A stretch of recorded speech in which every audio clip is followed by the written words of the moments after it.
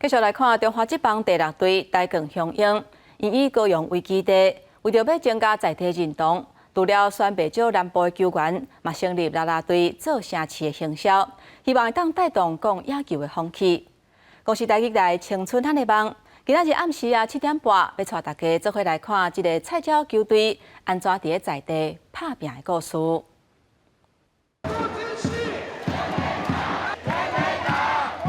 伫休困日的下晡，高雄大比湖棒球场人是不了济，真好想象伫今年进前有这款的光景。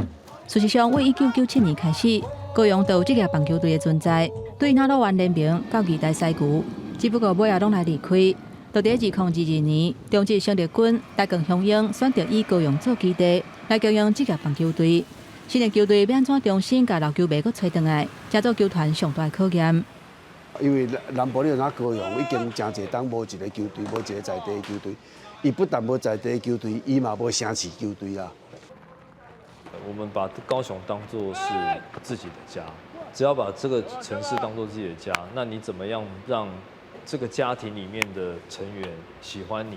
应该要先让他们认识你，进而喜欢你。伫城市的街路，拢会当看到球队的影子。入来球场看比赛，嘛会拄到属于城市的主题日。透过球队的成立，台港雄鹰嘛希望会当提悬高雄棒球的风气，培养更较侪少年的人才。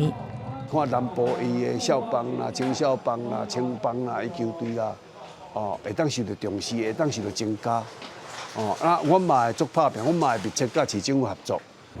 根据中华职棒的统计，大比湖棒球场今年一场比赛平均有6800个人入场，比去年成长13%。 这嘛表示有愈来愈侪人愿意支持这支在地球队。